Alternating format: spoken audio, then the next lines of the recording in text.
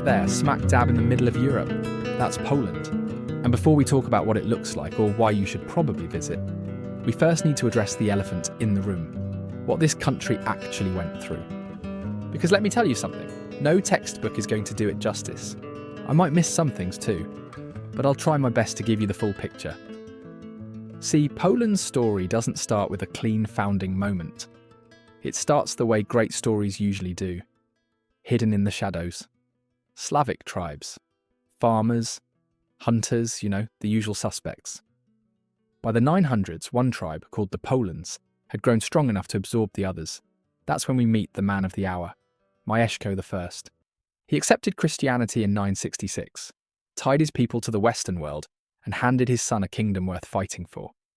That son, well, his name was Bolesław the Brave, and he became Poland's first crowned king. What's more, he pushed those borders further than anyone had before. Then his great-great-great-grandson, Bolesław III Rymuth, did something quite unimaginable at the time. He divided the kingdom among his sons. From that, you can probably already guess what happened after.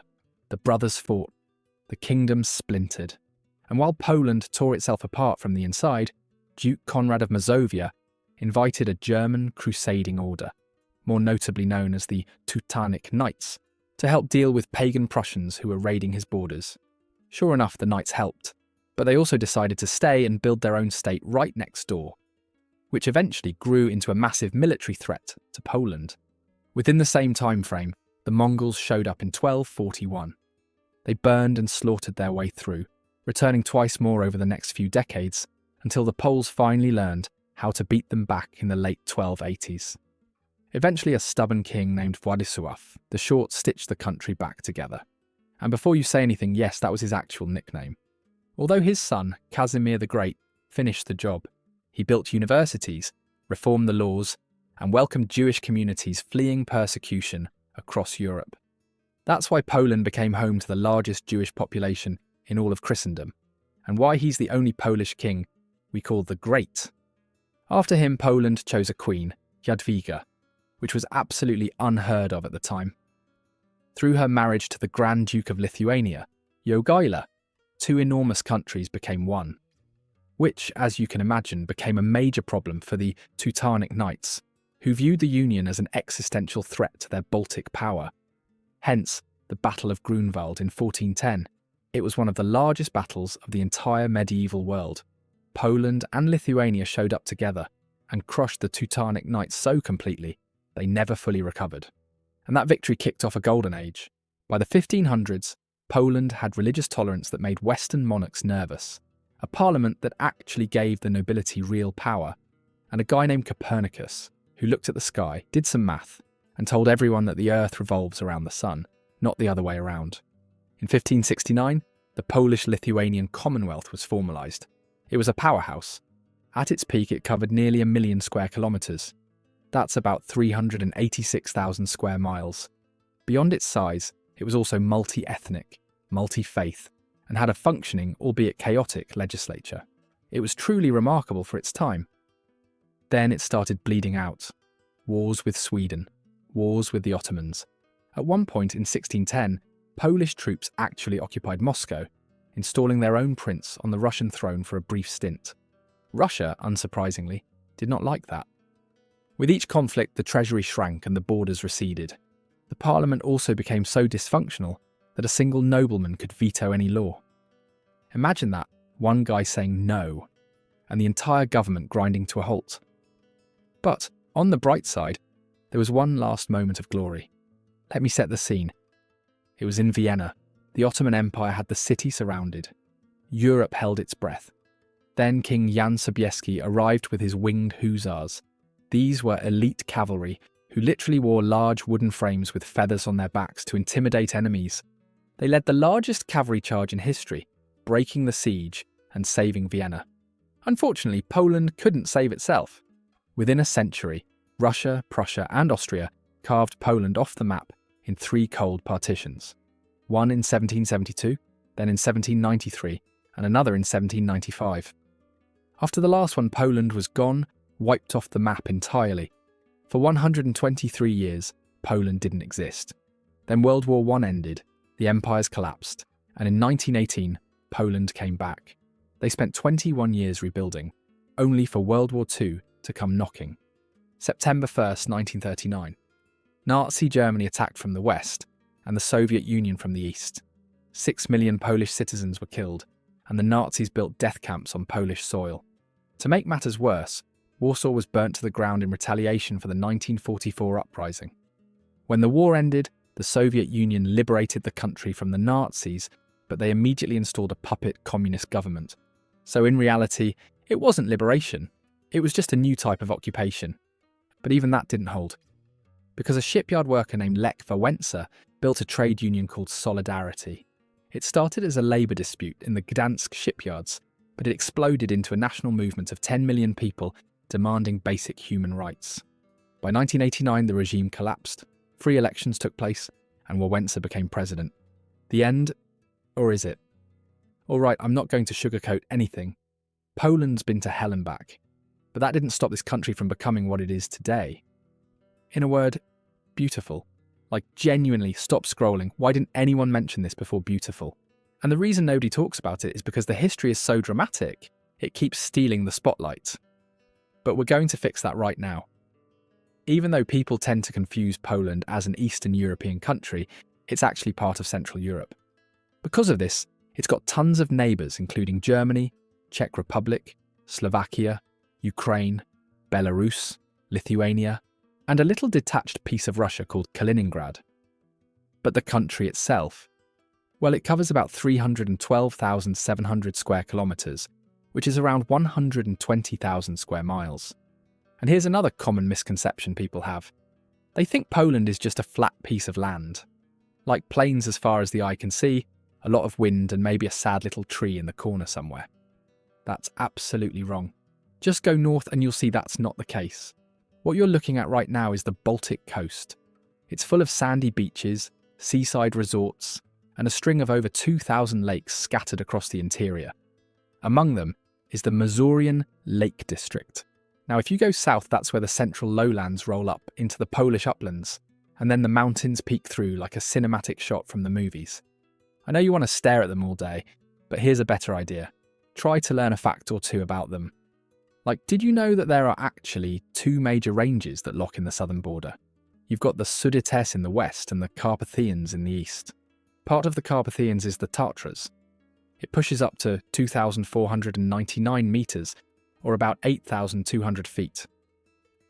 At the top, that's Rysa Peak, and at the base of those mountains, you'll find Zakopane.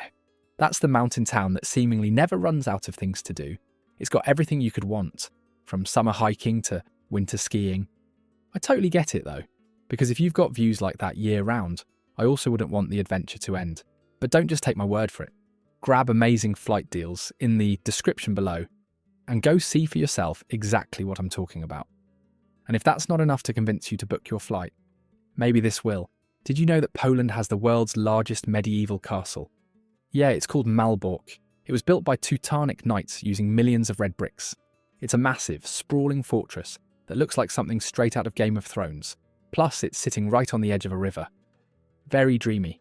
On top of that, I'll let you in on a little secret. This doesn't get much brochure exposure, but Poland actually has moving sand dunes in the north, called the Słowiński National Park, where the wind literally shifts the landscape every year. It has a small desert called Błędów, which locals sometimes call the Polish Sahara. Fun fact, the name Błędów actually comes from the word for wandering, or getting lost, because people used to get disoriented in the shifting sands. And somewhere in the west, there's a place called the Crooked Forest, where trees grow bent at perfect 90-degree angles. No one really understands why. Some say it was a heavy snowstorm. Others say farmers manipulated the saplings back in the 1930s to make naturally curved timber for boat building. In any case, Poland doesn't cease to amaze, from its scenery to its whimsical forests, and even to its creatures. Because let me tell you something. Apparently, there was a Syrian brown bear who served in the Polish army during World War II. He was enlisted as a private, drank beer, smoked and ate cigarettes, and actually carried heavy crates of artillery shells during the Battle of Monte Cassino. His name was Wojtek, but that's a story for another time, and if that tells you anything, It's that if you want to be a part of this country, you got to work. Which brings us perfectly to this next part. Before I talk about the economy, I want to bring you back to our history lesson for a second. So remember how Poland was erased from the map for 123 years? That it got invaded, partitioned, bombed flat, then handed a communist government it never asked for? Remember how it went through all those unimaginable hurdles? Yeah? Well, guess what? It all paid off in the end because this country just officially crossed the $1 trillion mark in GDP. That puts Poland's economy right around the 20th or 21st largest in the entire world. I know, it's unbelievable. So much so that economists are calling this the Polish miracle. But miracle or not, they're definitely not gatekeeping how they got out of the rubble. The managing director of the IMF recently stood up at a reception in Washington and said Poland is now a global model for developing countries. Because just imagine their growth. They went from a country in the 1980s rationing sugar and flour to a country that's growing faster than almost every major economy in Europe. Their GDP growth rate in 2025 hit 3.6%, which doesn't sound huge until you realise it was one of the highest in the entire EU, beating out the big guys like Germany and France. So, how? Well, a few things came together all at once. First, when communism collapsed in 1989, Poland made a decision that sounds simple, but wasn't. They committed 100% to joining the European Union. That single North Star gave the country direction when everything else was total chaos. From then on, they built rock-solid institutions like independent courts, anti-monopoly agencies, and strict banking regulations. Those rules kept the economy from being captured by oligarchs, which is exactly what happened to several of Poland's neighbours. As one economist put it, Poland basically downloaded the institutions, the rules of the game, and even the cultural norms that took the West 500 years to develop, and they implemented them in about a decade. Then, the EU membership in 2004 opened the floodgates. We're talking billions in funding and access to a massive single market. But more importantly, it gave them credibility. That's when the foreign investors arrived, the factories opened, and the big tech branches followed. Poland basically became the place where you could find a workforce that was highly educated, deeply skilled, and honestly, ready to work twice as hard to catch up to the rest of the world. But there's more where that came from. Turns out they're pretty good at sports too. You've heard of Iga Świątek. She's an absolute force on the court and has consistently been ranked in the top 3 players in the world for years. But if Iga is the face of Polish tennis, football is practically a religion. And of course, you can't talk about Polish football without mentioning Robert Lewandowski, one of the greatest strikers to ever touch a ball. Apart from him, there are over 400,000 registered players, and on match day, millions more are watching. Yet somehow volleyball is even more successful. I'm serious, the men's national team is currently ranked number 1 in the world. They're perennial powerhouses with world titles in 1974, 2014, and 2018. So if you want to see a stadium literally shake, go to a volleyball match in Poland. Then there's ski jumping, which is a massive winter obsession. It sounds niche, but it draws 4 to 5 million viewers per competition. It's a spectacle. Well, what if you're into high adrenaline sports? Poland has you covered there too. Speedway, which is motorcycle racing on oval dirt tracks with no brakes, regularly pulls the highest average attendance of any professional league in the country. But here's the thing about Polish sport that makes it different.